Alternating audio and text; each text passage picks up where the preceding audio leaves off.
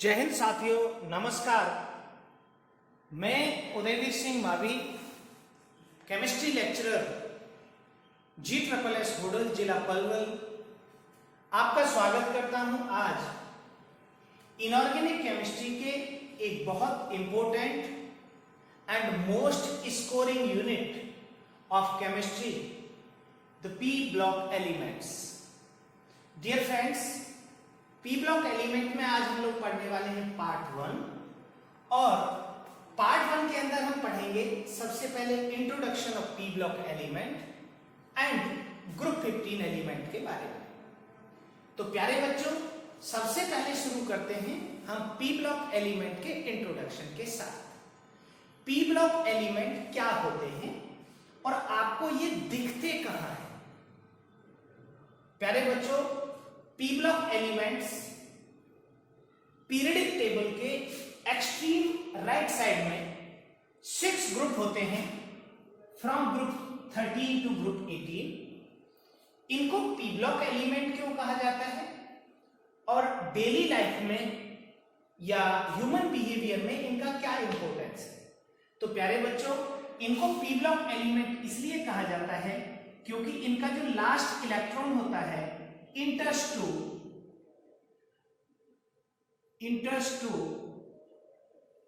p subcell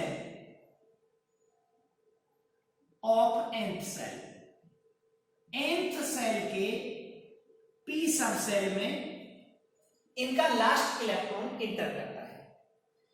सबसे जरूरी बात, जितने भी पी ब्लॉक एलिमेंट हैं इन सभी में जो इलेक्ट्रॉन होता है वो वैलेंस सेल में जाता है और वैलेंस सेल हम कहते हैं आउटर मोस्ट सेल को, क्योंकि आउटर मोस्ट सेल जो होती है विच रिप्रेजेंट्स द प्रॉपर्टीज और केमिकल प्रॉपर्टीज ऑफ एलिमेंट, तो हम उसको रिप्रेजेंटेटिव सेल कहते हैं। So the another name of P block elements is the representative element. तो अगर आपको पूछता है कोई कि what are the representative element, तो आप कहेंगे in which the last electron enters to the nth cell, mean outermost cell, called p block elements या representative element। अब हम बात करेंगे कि अगर p block element के हम occurrence की बात करें या पीरियडिक टेबल में स्टडी की बात करें तो हम किस तरह से इसको स्टडी करेंगे। तो प्यारे बच्चों, सबसे पहले हम देखेंगे पीरियडिक टेबल का जो एक्सट्रीम राइट होता है वहां पर 6 ग्रुप होते हैं, ग्रुप 13 टू ग्रुप 18, 13 टू 18, और यही हमारे कहलाते हैं पी ब्लॉक एलिमेंट। अब पीरियडिक टेबल को आपको देखना बहुत जरूरी है, उससे पहले आप स्टडी नहीं कर पाएंगे। तो जो 13 ग्रुप एलिमेंट होता है इसका पहला मेंबर बोरॉन होता है, 14 ग्रुप का पहला मेंबर कार्बन होता है, 15 ग्रुप का पहला member nitrogen, and the first member of 16 group is oxygen, end of 17 group is fluorine, and 18 group neon होता है। अब क्योंकि 18 ग्रुप में पहला मेंबर हीलियम भी आ जाता है, उसका कॉन्फ़िगरेशन 1s2 होता है, तो ये हमारे पी ब्लॉक एलिमेंट्स होते हैं पीरियडिक टेबल के अंदर। जब आप इनके एग्जांपल्स को देखेंगे तो आपको ये समझ आएगा कि हमारी डेली लाइफ के अंदर इनका कितना बड़ा रोल है। एग्जांपल के लिए अगर मैं कार्बन और नाइट्रोजन सिर्फ 2 की बात करूं तो कार्बन और नाइट्रोजन ये 2 ऐसे एलिमेंट हैं, इनके बिना जो लिविंग ऑर्गेनिज्म है उसका कंस्ट्रक्शन या लिविंग ऑर्गेनिज्म इनके बिना बन ही नहीं सकता, क्योंकि all the living organism are made up of organic compound, और ऑर्गेनिक कंपाउंड में बड़ी मात्रा में प्रेजेंट होता है कार्बन। डियर फ्रेंड, एक और बात आप देखेंगे कि लिविंग ऑर्गेनिज्म में जो प्रोटीन होता है उसके अंदर प्रचुर मात्रा में नाइट्रोजन भी होता है। इसके अलावा उनमें ऑक्सीजन भी होता है। जो प्रोटीन्स होते हैं उनमें मेनली 4 एलिमेंट होते हैं, कार्बन, हाइड्रोजन, ऑक्सीजन और नाइट्रोजन, 4। और इनमें से जो 3 एलिमेंट हैं ये पी ब्लॉक के हैं। तो all living organism are made up of element of P block. इसके अलावा जब आप एटमॉस्फेरिक ऑक्सीजन को देखते हो तो एटमॉस्फेरिक जो एयर होती है उसमें 78% अमाउंट में जो बहुत बड़ी शेयर होता है इसमें नाइट्रोजन पाया जाता है।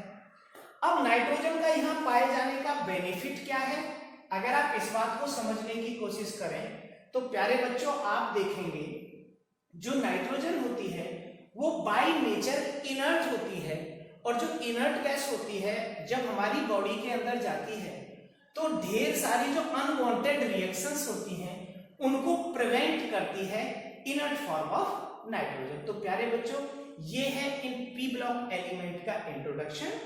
P block element extreme right side of periodic table पर 6 ग्रुप हैं, ग्रुप 13 to 18 ग्रुप। अब इन पूरे पी ब्लॉक एलिमेंट का एक और आप क्वेश्चन लिखेंगे या क्वेश्चन को समझने की कोशिश करेंगे। कभी ऐसा क्वेश्चन आ जाएगा, general electronic configuration, what is general electronic configuration of P block element. ये पीरियडिक टेबल के किसी भी ब्लॉक के लिए आपसे पूछा जा सकता है, पर क्योंकि हम यहां पर पढ़ रहे हैं पी ब्लॉक तो मैं पी ब्लॉक की बात कर रहा हूं। तो प्यारे बच्चों इनका जनरल इलेक्ट्रॉनिक कॉन्फ़िगरेशन होता है NH2 NP126। अब जनरल इलेक्ट्रॉनिक कॉन्फ़िगरेशन के अकॉर्डिंग हम देखें तो जो हमारा 13 ग्रुप होता है, 13 ग्रुप उसका जनरल इलेक्ट्रॉनिक कॉन्फ़िगरेशन होता है NH2 NP1 where N is the number of cell। अब आपको सेल का नंबर कैसे पता चलेगा? सेल का नंबर पता चलेगा आपको पीरियड से। अगर ये सेकंड पीरियड के एलिमेंट हैं तो इसका कॉन्फ़िगरेशन होगा 2s2 2p1 2s2 2p2 2s2 2p3 2s2 2p4 2s2 2p5 2s2 2p6 and the 18 group element have electronic configuration NH2 NP6 जिसका एक्सेप्शन है helium because helium have 1s2 configuration। The 14 group element have electronic configuration NH2 NP2 and the 15 group element have electronic configuration NH2 NP3। 16 group elements have electronic configuration NH2 NP4। 17 group electrons have configuration NH2 NP5 while the 18 group elements have electronic configuration NH2 NP6। और P में क्योंकि 6 ही electron आ सकते हैं तो 18 group का complete electronic configuration होता है, और इस कंप्लीट इलेक्ट्रॉनिक कॉन्फ़िगरेशन की वजह से इनकी वैलेंसी होती है 0, तो ये किसी के साथ रिएक्ट नहीं करते, तो ये हमारे मोस्टली होते हैं इनर्ट गैसेज और आइडियल गैसेज। तो प्यारे बच्चों ये इनका जनरल इलेक्ट्रॉनिक कॉन्फ़िगरेशन रहा।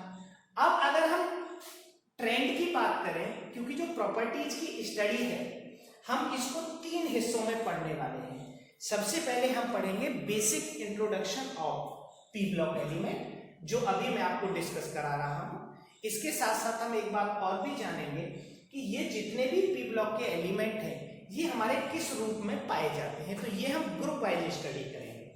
जब हम ग्रुप की स्टडी करेंगे तो आज हमारा जो हम ग्रुप शुरू कराएंगे आपके लिए वो होगा 15 ग्रुप एलिमेंट। इनमें से 13 and 14 group, these 2 group elements are already studied in class 11। इनको हम क्लास 11 में पढ़ चुके हैं। The name of chapter again P block element. और अभी हम जो 12th क्लास में पढ़ने वाले हैं वो पढ़ेंगे 15 to 18 group element.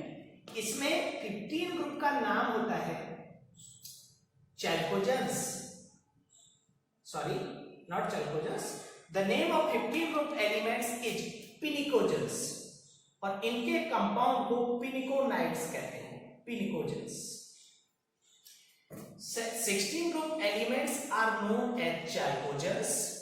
16 group element का नाम चैल्कोजेंस है, while the name of 17 group elements is halogens। ये हमारे halogens होते हैं। and the name of 18 group elements are inert gases और noble gases। तो प्यारे बच्चों, सबसे पहले जो ये नाम है ये किस आधार पर इनको दिए गए? पिनिकोजेंस उन एलिमेंट्स को कहते हैं जो सफोकेशन क्रिएटिंग कंपाउंड बनाते हैं, जिनके कंपाउंड्स में घुटन बनती है, उन कंपाउंड्स को हम कहते हैं pnicogens. While the chalcogens are the ore forming compound. आपने देखा होगा जो मेटल्स होते हैं, मेटल्स फ्री फॉर्म में नहीं पाए जाते, metals are found in combined form with these elements, और ये होते हैं हमारे ऑक्साइड हो सकते हैं या सल्फाइड हो सकते हैं। तो दीज आर कॉल्ड चाइकोजेंस। इनमें जो सेलेनियम होता है ऑक्सीजन फैमिली का, वो जेरॉक्स मशीन में यूज होता है, so it also known as the copier element. 17 group को हम हैलोजेंस कहते हैं, और ये जो हैलोजेंस होते हैं हमारे ये सॉल्ट फॉर्मिंग कंपाउंड होते हैं। और 18 ग्रुप को हम नोबल गैसेस इसलिए कहते हैं क्योंकि 18 ग्रुप के एलिमेंट कभी किसी दूसरे के साथ रिएक्शन नहीं करते। तो प्यारे साथियों, अगर हम पी ब्लॉक की स्टडी करेंगे तो पी ब्लॉक की जो प्रॉपर्टीज हैं उनको हम ग्रुप वाइज भी पढ़ेंगे। तो मैं 3 हिस्सों में हम उसको पढ़ने वाले हैं। सबसे पहले हम पढ़ेंगे किसी भी ग्रुप की जनरल प्रॉपर्टीज को, then we will talk about the physical properties of any group, and then we will talk about the chemical property of any group. इनमें जो पी ब्लॉक के एलिमेंट होते हैं, क्योंकि इनका इलेक्ट्रॉनिक कॉन्फ़िगरेशन NH2Np126 होता है, तो जो S के 2 इलेक्ट्रॉन हैं वो कई बार बॉन्डिंग में पार्टिसिपेट करते हैं, कई बार नहीं करते। एक और इंपॉर्टेंट बात आप यहां जान लेंगे। Then we will talk about the 15 group element. सबसे पहले जो फर्स्ट मेंबर होता है इनका, क्योंकि हम ये 2 ग्रुप ऑलरेडी पढ़ चुके हैं तो इनका हम यहां जिक्र नहीं करेंगे, लेकिन जब हम जनरल प्रॉपर्टीज की बात करेंगे तो जो फर्स्ट मेंबर होता है ये सभी एनोमैलस बिहेवियर शो करेंगे। तो हम सेपरेटली स्टडी करेंगे anomalous behaviour of each element. Second thing, जो लोअर मेंबर होगा इन ग्रुप्स का, उसमें पाया जाएगा इनर्ट पेयर इफेक्ट, जो बहुत सारी प्रॉपर्टीज को अफेक्ट करेगा, इनर्ट पेयर इफेक्ट। और इनका, क्योंकि ये मोस्टली जब आप पीरियडिक टेबल की स्टडी करते हैं तो when we move across a period from left to right the metallic character decreases, तो these are mostly non metals. लेकिन ऊपर से नीचे जाने पर इनका जो मेटेलिक कैरेक्टर है वो इंक्रीज होता जाता है। तो ऊपर वाले एलिमेंट हमारे होते हैं नॉन मेटल्स और नीचे वाले एलिमेंट्स होते हैं metals. So dear friends, this is the basic introduction of p block element. They also known as representative element. The general electronic configuration is NH2Np126. They placed at the extreme right of the periodic table from group 13 to 18. We already studied the group 13 and 14 in class 11, and in class 12 unit 8 we will talk about the elements of group 15, 16, 17 and 18. मैंने आपको इनके नाम बताए थे। ये हमारे पिनिकोजेंस से suffocation creating compound बनाते हैं। These are the chalcogens which are the ore forming element, and these are the halogens, and these are the inert gases और नोबल गैसेस। ये जो फर्स्ट मेंबर होता है हर ग्रुप का, क्योंकि this is very small in size, तो अपने छोटे साइज के कारण they have the high value of electronegativity, so this shows the anomalous behaviour. We will talk separately in the group study। और ये मैंने आपको सारे जो ग्रुप्स हैं 13 to 18 इनकी आपको इलेक्ट्रॉनिक कॉन्फ़िगरेशन जनरल डिस्कस कर दी है। तो ये हमारी प्रॉपर्टीज की स्टडी रहेगी। और डियर फ्रेंड, अब हम शुरू करते हैं, आइए, द ग्रुप 15 एलिमेंट्स। जय हिंद प्यारे बच्चों। और अब हम पढ़ेंगे द पी ब्लॉक एलिमेंट्स के पार्ट 1 का दूसरा हिस्सा। पहले हिस्से में हमने पढ़ा था पी ब्लॉक एलिमेंट का कंप्लीट इंट्रोडक्शन, और अब हम पढ़ने वाले हैं ग्रुप एलिमेंट्स को, जिसका दूसरा नाम भी है नाइट्रोजन फैमिली और पिनिकोजेंस। प्यारे साथियों, इसको नाइट्रोजन फैमिली इसलिए कहते हैं क्योंकि इसका जो अपर मेंबर होता है वो नाइट्रोजन होता है। ये पीरियडिक टेबल के ग्रुप नंबर 15 में रखे गए हैं और पीरियड नंबर 2 से लेकर और 6 तक हम इस ग्रुप के 5 एलिमेंट की स्टडी करते हैं। तो इस पार्ट के अंदर हम पढ़ने वाले हैं general properties of group 15 element. तो प्यारे साथियों, अगर हम जनरल प्रॉपर्टीज की बात करें तो सबसे पहले हम बात करेंगे इसके अंदर पाए जाने वाले 5 एलिमेंट्स की, फिर हम बात करेंगे उनके अकरेंस की। तो सबसे पहले जो 5 एलिमेंट पाए जाएंगे, nitrogen, phosphorus, arsenic, antimony, Sb and bismuth Bl, ये 5 एलिमेंट हैं। इनमें से नाइट्रोजन और फास्फोरस दोनों नॉन मेटल हैं, आर्सेनिक और एंटीमनी दोनों मेटेलॉइड हैं या semi metals, and the bismuth is a typical metal. तो ये इसका बेसिक इंट्रोडक्शन रहा। अब ये बात आप जानते हैं, मेटल्स और नॉन मेटल्स की प्रॉपर्टीज थोड़ी डिफर करती है। अब हम सबसे पहले बात करेंगे इनके एटॉमिक नंबर क्या होते हैं, क्योंकि अगर आपको बेसिक चीज ही नहीं समझ में आई तो फिर चैप्टर समझ में नहीं आएगा। तो प्यारे साथियों, एटॉमिक नंबर इनके होते हैं नाइट्रोजन का 7, फास्फोरस 15, 33, 51 एंड 83। ये इनके एटॉमिक नंबर्स हैं।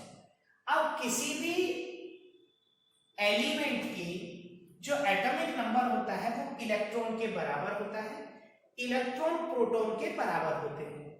अब इलेक्ट्रॉन तो सेल्स में डिस्ट्रीब्यूटेड रहते हैं, जिन्हें हम इलेक्ट्रॉनिक कॉन्फ़िगरेशन कहते हैं, और प्रोटॉन्स न्यूक्लियस के अंदर रहते हैं।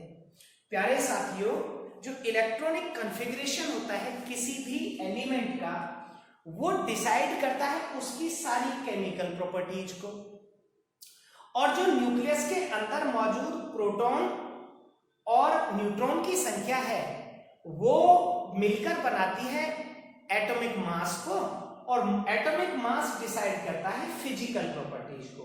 तो प्यारे साथियों, हम 3 हिस्से पढ़ेंगे किसी भी ग्रुप के लिए।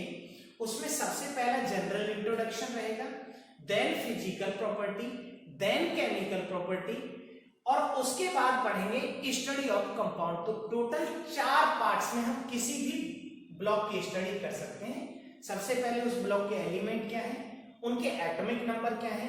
एटॉमिक नंबर मैंने इसलिए बताया because these are equal to number of electrons, and electrons are distributed in cells which decides the valency, and valency decides the chemical properties. इसी तरह जो प्रोटॉन्स होंगे वो भी एटॉमिक नंबर के बराबर होंगे, और प्रोटॉन और न्यूट्रॉन मिलकर बनाते हैं दोनों एटॉमिक मास, और एटॉमिक मास जो डिसाइड करेगा वो डिसाइड करेगा उसकी डेंसिटी को, और डेंसिटी डिसाइड करेगी केमिकल प्रॉपर्टीज को। तो सबसे पहले अगर मैं नाइट्रोजन की बात करूं तो नाइट्रोजन का एटॉमिक मास होता है 14.01, फास्फोरस का एटॉमिक मास होता है 30.97, जिसे हम 31 भी मेंशन कर सकते हैं। 74.92 ये आर्सेनिक का एटॉमिक मास होता है। प्यारे बच्चों, जो एटॉमिक मासेज होते हैं, एटॉमिक मासेज का और जो रेडियस का रेशियो आता है वही डेंसिटी होता है। इसका होता है 121.76 एंड द बिस्मथ है 208। इसका 208 एटॉमिक मास होता है। अब जिस रेशियो में एटॉमिक मास बढ़ रहा है, जिस रेशियो में एटॉमिक मास इंक्रीज होता है, उसी रेशियो में अगर रेडियस नहीं राइज होती है तो डेंसिटी में चेंज आता है। तो डेंसिटी के चेंज के लिए हम मास और रेडियस का रेशियो देखेंगे। जो 15 ग्रुप एलिमेंट होते हैं, इनका जनरल इलेक्ट्रॉनिक कॉन्फ़िगरेशन होता है NH2 NP3, लेकिन फिर भी हम सारे एलिमेंट्स का अगर सेपरेटली स्टडी करें तो इसका होगा इनर्ट गैस आएगी हीलियम, इलेक्ट्रॉनिक कॉन्फ़िगरेशन लिखेंगे helium 2H2 2p3। 15 group element के इलेक्ट्रॉनिक कॉन्फ़िगरेशन में p3 रहता है, और p3 का मतलब होता है according to Hund's principle, electrons जब ऐसे भरे जाएंगे तो ये हाफ फिल्ड रहेगा, और हाफ फिल्ड इसकी केमिकल प्रॉपर्टीज को या आयनाइजेशन पोटेंशियल को अफेक्ट करेगा। Helium 2H2 2p3। फास्फोरस का रहता है नियॉन 3H2 3p3। आर्सेनिक का रहता है आर्गन 4H2 3d10 और 4p3। प्यारे बच्चों, जब हम नाइट्रोजन से और फास्फोरस की ओर मूव करते हैं तो रेडियस में इंक्रीज होता है, क्योंकि इसके पास 2 सेल होते हैं, इसके पास 3 सेल होते हैं। But when we again move from nitrogen to the arsenic, तो क्योंकि यहां डी ब्लॉक आ जाता है n-1 में, और इसके कारण अट्रैक्शन का फोर्स थोड़ा ज्यादा होता है, तो रेडियस में जो चेंज है वो अलग तरीके से होता है।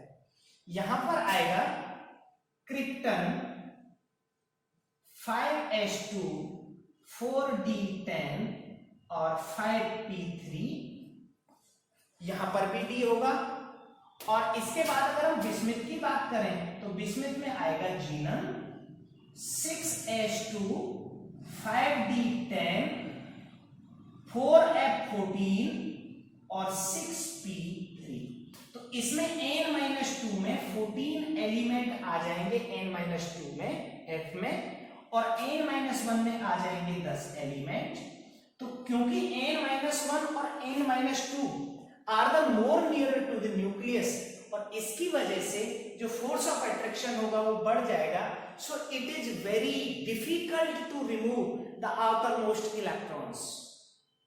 तो जब हम इनर्ट पेयर इफेक्ट पढ़ेंगे तो वहां पर इस चीज का बहुत इंपॉर्टेंट रोल आएगा, और inert pair effect decides many chemical properties. For example, जो बिस्मिथ होता है वो +5 ऑक्सीडेशन स्टेट में अनस्टेबल होता है। ऐसा क्वेश्चन आपसे कोई पूछ लेगा, why the bismuth is very unstable in its +5 oxidation state. और एक क्वेश्चन इस तरह से भी पूछा जाएगा, in +5 oxidation state bismuth behave as a good oxidising agent. तो प्यारे बच्चों, बिस्मिथ यहां पर 2 इलेक्ट्रॉन एक्सेप्ट करेगा और यहां पर आएगा Bi+3 में चेंज हो जाएगा। उसका रीजन होता है जो 14 4f है और जो D है, इसकी वजह से जो 6s के इलेक्ट्रॉन्स हैं, ऊपर P होता है और P के नीचे S होता है, तो S का पेनिट्रेटिंग इफेक्ट ज्यादा होता है। तो S के ये 2 इलेक्ट्रॉन हैं, ये बॉन्डिंग में पार्टिसिपेट नहीं करते, तो यहां पर जो इसकी +5 ऑक्सीडेशन स्टेट है वो अनस्टेबल हो जाती है।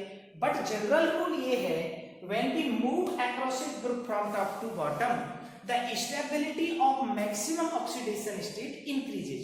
ऊपर से नीचे जाने पर मैक्सिमम ऑक्सीडेशन स्टेट की स्टेबिलिटी बढ़ती है, लेकिन लोअर मेंबर्स जो पी ब्लॉक के होते हैं उनमें इनके कारण, ये तो 15 ग्रुप का है, 14 का भी होगा, 16 का भी होगा, लेकिन सभी में 4f भरा हुआ होगा और 4f के साथ साथ 5d भी भरा हुआ होगा।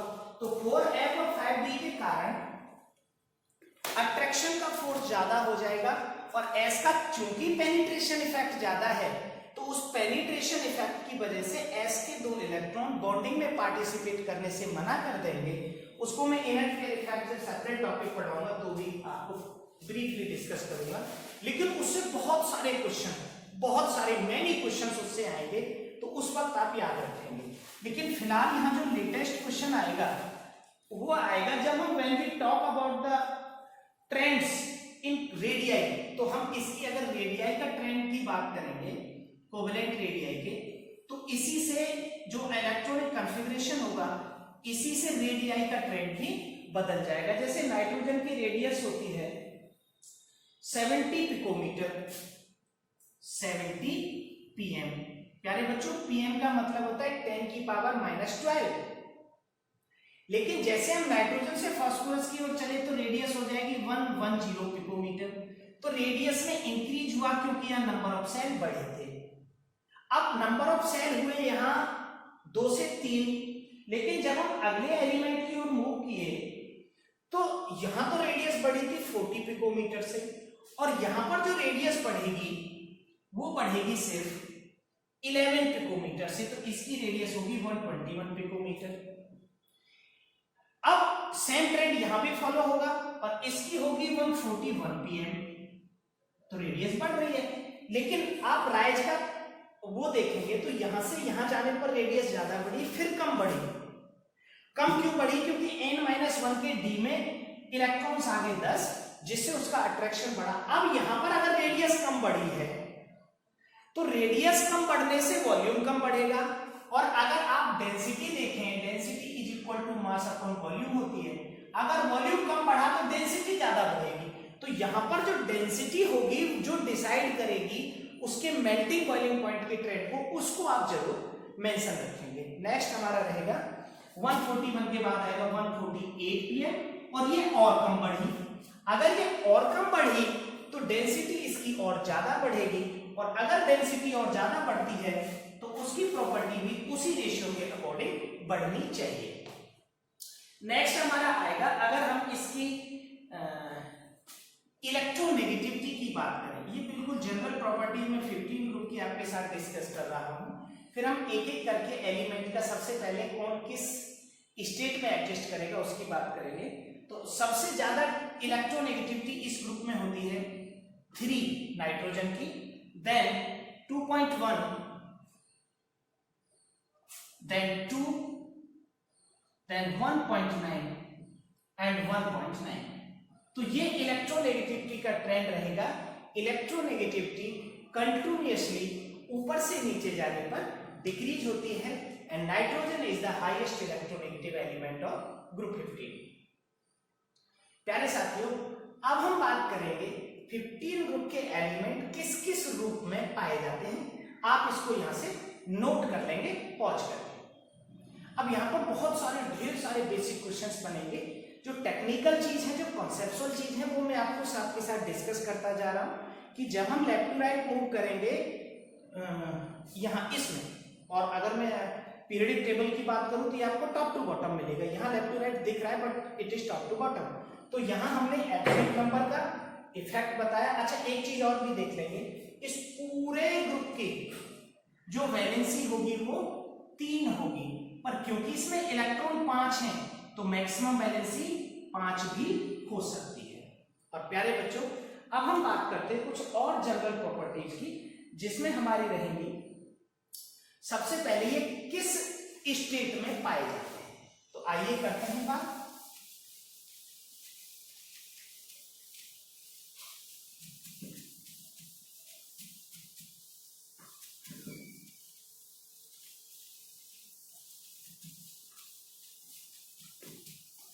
इनमें से जो नाइट्रोजन होगा ये एक डाई एटॉमिक गैस होगा, मल्टीपल बॉन्ड बनाएगा N triple bond N। Nitrogen exist as N2 because it have ability to form p-p multiple bond, और इसका p-p जो मल्टीपल बॉन्ड होता है ये बहुत स्ट्रांग होता है, और इस स्ट्रांग बॉन्ड के कारण इसके जो फिजिकल फोर्सेज होते हैं जिन्हें हम weak van der Waals forces कहते हैं वो बहुत कमजोर होते हैं, और इसके कारण इसका जो मेल्टिंग पॉइंट है वो बहुत कम होता है, और वो होता है 63 केल्विन, बहुत कम होता है। तो ये गैस फॉर्म में पाया जाता है। अब ये क्वेश्चन आएगा कि why nitrogen is a gas and phosphorus is a solid. तो nitrogen, because nitrogen form strong multiple bond. अब मल्टीपल बॉन्ड बनाएगा, इसका भी आंसर है। तो नाइट्रोजन स्ट्रॉन्ग मल्टीपल बॉन्ड बनाता है क्योंकि it have ability to form p pi multiple bond. लेकिन अगर मैं फास्फोरस की बात करूं, नाइट्रोजन के अलावा ये सारे एलिमेंट टेट्रा एटॉमिक फॉर्म में पाए जाते हैं, फास्फोरस इस तरह की फॉर्म में पाया जाता है। अब क्योंकि फास्फोरस में तो सिंगल बॉन्ड है, तो phosphorus as compare to nitrogen इसका जो फोर्स होगा वो स्ट्रॉन्ग होगा क्योंकि इसका बॉन्ड वीक है। तो फास्फोरस P4 फॉर्म में पाया जाता है और ये सॉलिड होता है। तो ये आपका क्वेश्चन हो जाएगा कि why nitrogen exist as diatomic gas and phosphorus is tetratomic solid. तो because nitrogen have ability to form strong P pi multiple bond. अब क्योंकि फास्फोरस के बड़े साइज के कारण, फास्फोरस का साइज बड़ा है, इसके अंदर 2 सेल है, इसके अंदर 3 सेल है, तो बड़े साइज के कारण ये इफेक्टिव P पाई ओवरलैपिंग नहीं कर पाएगा। That is why it doesn't exist as P2, जैसे नाइट्रोजन N2 की तरह एग्जिस्ट करेगा। और नीचे वाले सभी मेंबर्स हमारे टेट्रा एटॉमिक फॉर्म में पाए जाएंगे। और यही कारण होता है कि नाइट्रोजन में जो कैटेनेशन है वो कैटेनेशन एब्सेंट होता है, बाकी में कैटेनेशन की टेंडेंसी ज्यादा होती है।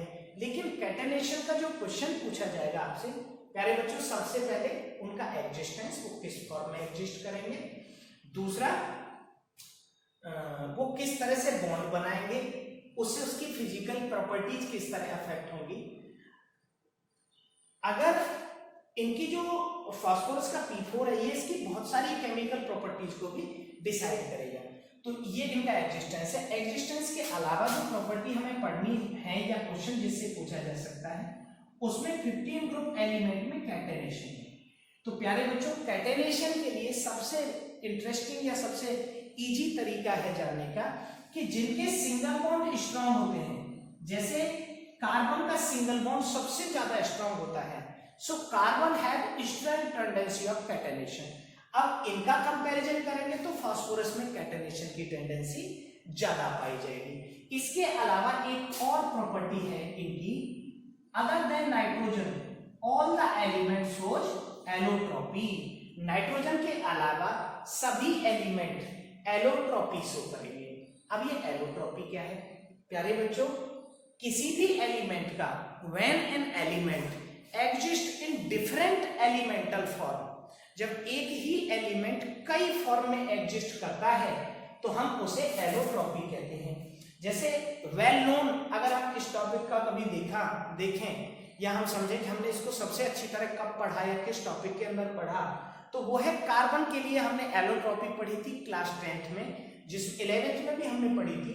कार्बन के 3-4 एलोट्रोप पाए जाते हैं, जिसमें ग्रेफाइट होता है, डायमंड होता है, बकमिलिस्टर फुलरीन होता है, कोक होता है, दीज आर द एलोट्रोप। यहाँ नाइट्रोजन के अलावा all the element form allotrope, और उन एलोट्रोप्स में होते हैं फास्फोरस 3 तरह का एलोट्रोप बनाता है, जिसमें होता है रेड, व्हाइट और ब्लैक एलोट्रोप। तो रेड, व्हाइट, ब्लैक फास्फोरस के बारे में हम थोड़ा सा बाद में जानेंगे। अच्छा, एक बात और हमको गौर रखनी है, because of some COVID related issues हमारे सिलेबस के कुछ टॉपिक रिड्यूस किए गए हैं, उनको मैं यहाँ डिस्कस नहीं करूंगा, ऑटोमेटिक वो मेरे माइंड में है।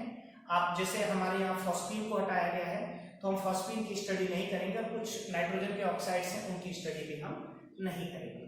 तो प्यारे साथियों, ये रहा जनरल इंट्रोडक्शन और general properties of 15 group element, जिसमें हमने सारे एलिमेंट के मेनली तो 4 टॉपिक्स को डिस्कस किया, जिसमें atomic number, atomic mass, electronic configuration, valency and radius को हमने डिस्कस किया था, इलेक्ट्रोनेगेटिविटी।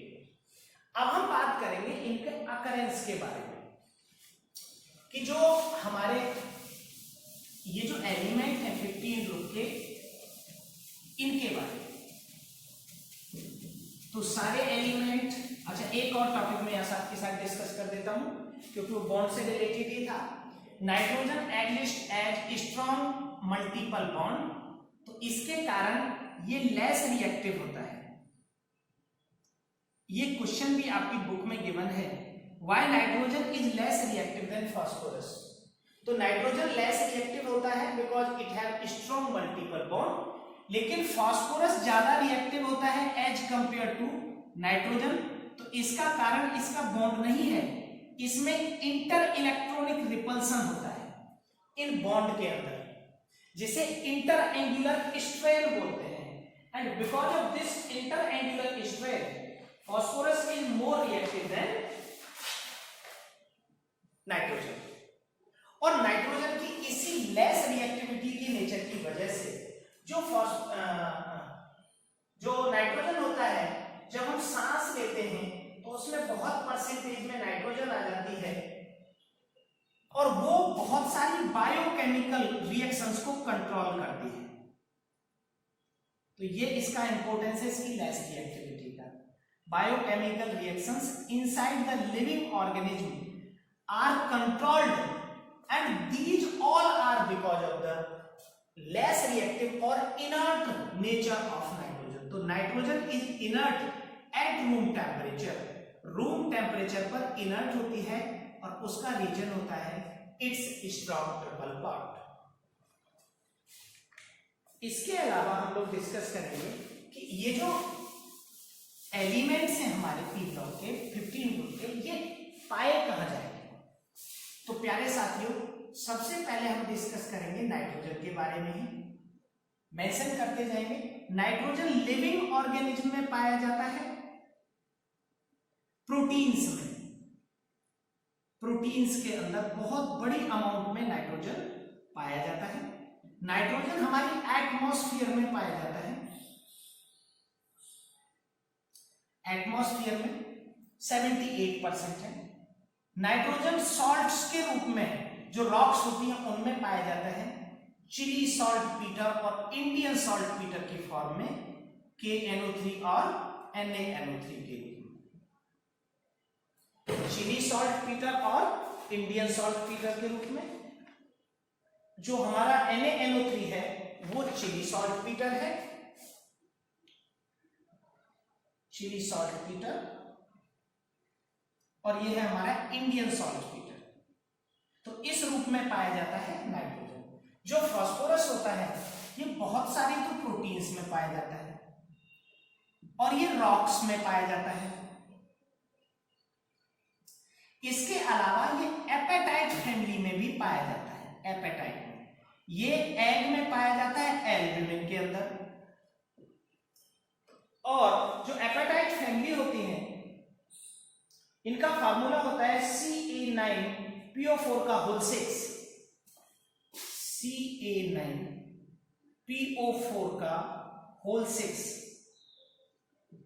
CaX2, ये एपेटाइट फैमिली का फार्मूला है।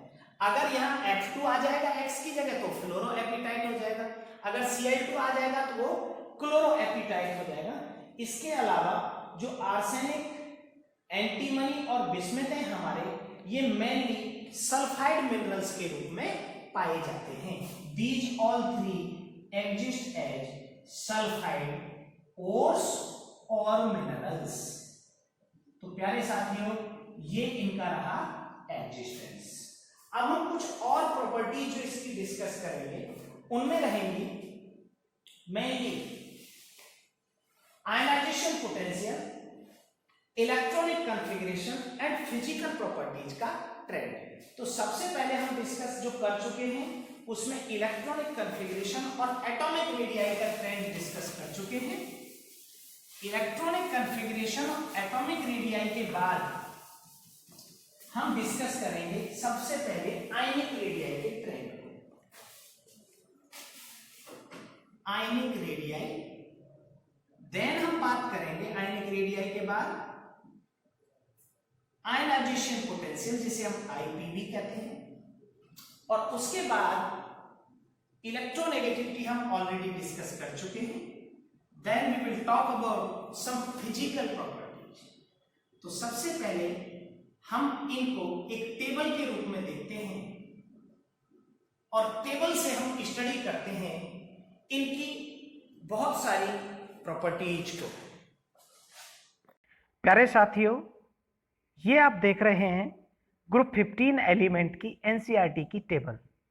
इसके अंदर मैंने आपको ऑलरेडी जो डिस्कस कर दिया है वो atomic number, atomic mass, electronic configuration, electronegativity and covalent radius. अब यहाँ पर जो मेल्टिंग बॉइलिंग पॉइंट का ट्रेंड था उसके बारे में मैंने आपको बताया था कि इलेक्ट्रॉनिक कॉन्फ़िगरेशन में जब डी में इलेक्ट्रॉन इंटर्स करेगा तो उसके कारण जो ट्रेंड है वो थोड़ा सा चेंज हो जाएगा। तो ऊपर से नीचे जाने पर जो मेल्टिंग पॉइंट है वो रेगुलरली इंक्रीज हो रहा है टिल आर्सेनिक, और आर्सेनिक के बाद जो ट्रेंड है उसमें कमी आ जाएगी बिकॉज ये जो फोर्स ऑफ अट्रैक्शन है इनके कारण। तो ये आप यहाँ पर ट्रेंड देखेंगे कि जो मेल्टिंग पॉइंट होता है उसका तो एक प्रॉपर ट्रेंड होता है कि आर्सेनिक तक ये घटेगा, बढ़ेगा और फिर ये घट जाएगा। घटने के पीछे जो रीजन होता है मेल्टिंग पॉइंट के, वो इनका जो फोर्स ऑफ अट्रैक्शन होता है वो रीजन होता है, और जो इंथैल्पी ऑफ एटमाइजेशन होती है वो है। अगर मैं आयनिक रेडियस की बात करूं तो आयनिक रेडियस में आपको सबसे पहले समझना होता है कि अगर कोई भी एलिमेंट का पॉजिटिव आयन बना रहा है तो पॉजिटिव की रेडियस कम हो जाती है, नेगेटिव की बढ़ जाती है। डेंसिटी के लिए मैंने बताया था कि when we move across a group from top to bottom density increases, तो डेंसिटी पहले बढ़ेगी। बट इन केस जैसे ही यहां पर हम जाएंगे आर्सेनिक की तरफ तो आर्सेनिक से आर्सेनिक तक जो इंक्रीज है वो बहुत ज्यादा होगा और आर्सेनिक के बाद जो इंक्रीज है वो कम हो जाएगा। ये डिपेंड करेगा रेडियस पर। अब हम बात करें अगर आयनाइजेशन पोटेंशियल की, the general trend of ionisation potential is it increases left to right in a period, तो ये लेफ्ट टू राइट इंक्रीज होता है and decreases top to bottom in a group, top to bottom किसी group के अंदर decrease होता है। अब यहां पर क्योंकि 15 ग्रुप एलिमेंट का जो जनरल इलेक्ट्रॉनिक कॉन्फ़िगरेशन है वो हाफ फील्ड है, तो जब हम लेफ्ट टू राइट चलते हैं किसी भी पीरियड के अंदर तो इसका 16 से ज्यादा होता है फर्स्ट आयनाइजेशन पोटेंशियल, और जब हम ऊपर से नीचे चलते हैं तो regularly the ionisation potential decreases, क्योंकि रेडियस बढ़ेगी। तो आप यहां देखेंगे फर्स्ट आयनाइजेशन एंथैल्पी 1402, 1012, 947, 834 और 703 है। सेकंड जो आयनाइजेशन एंथैल्पी, इसके ट्रेंड में थोड़ा सा डिफरेंस आता है कि ये पहले रेगुलरली यहां तक घटती है और फिर ये यहां पर अचानक से बढ़ जाती है। उसका रीजन होता है जो एफ ब्लॉक एलिमेंट आते हैं उसके कारण जो रेडियस है, रेडियस अचानक से डिक्रीज होता जाती है और उसको लेंथेनाइड कॉन्ट्रैक्शन कहते हैं, उसकी वजह से वो ट्रेंड देखने को मिलता है। तो dear friend, these are the general introduction of P block element, 15 group element and study of property of 15 group element. Thank you. Thanks for watching. Thank you and have a good day.